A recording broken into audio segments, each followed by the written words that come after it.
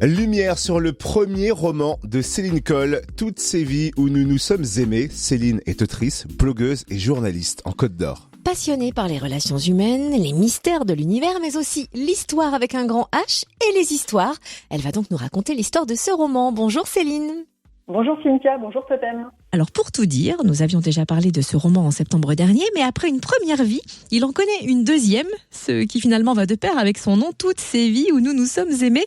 Racontez-nous. Ben oui, c'est presque la deuxième vie, on pourrait dire, de ce roman qui a connu donc une première vie en mars-avril 2020.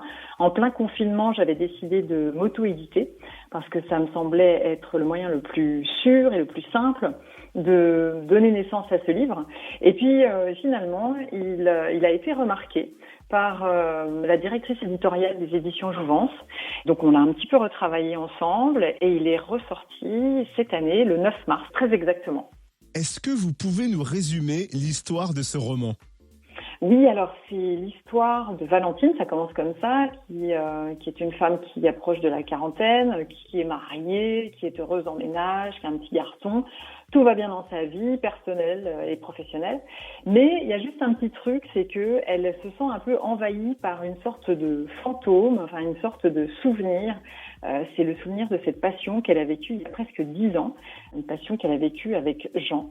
Et en fait, elle souhaite revoir Jean pour savoir si ce n'est qu'un fantasme qui perdure ou si elle a encore réellement des sentiments pour lui. Et la rencontre a lieu. Et ils vont découvrir qu'effectivement, il y a un lien particulier qui les unit. On comprendra pourquoi par la suite, à travers en fait l'épopée de ces deux âmes, puisque ce sont deux âmes qui se retrouvent dans cette vie-là à l'heure actuelle, mais ce sont des âmes qui se sont rencontrées par ailleurs à d'autres époques, dans d'autres lieux. Et le lecteur va découvrir au fil des histoires si ces deux âmes vont réussir à s'aimer enfin dans cette vie-là, etc. Alors pour qui aurait déjà lu la première édition, pourquoi conseiller de le relire ? Est-ce qu'on peut dire qu'il y a une sorte de bonus ? Oui, on peut dire ça. D'abord, le livre a été retravaillé quand même, donc il est plus abouti. Et puis surtout, j'ai envie de dire, la cerise sur le gâteau, c'est que la fin n'est plus la même. On a rajouté un chapitre et un épilogue, et la fin est beaucoup plus puissante, j'ai envie de dire. Voilà, elle est beaucoup plus forte. Oui, très intense en effet. Merci Céline Coll. Toutes ces vies où nous nous sommes aimés vient de renaître aux éditions Jouvence. Et pour suivre son actu, rendez-vous sur le blog béatitude.fr.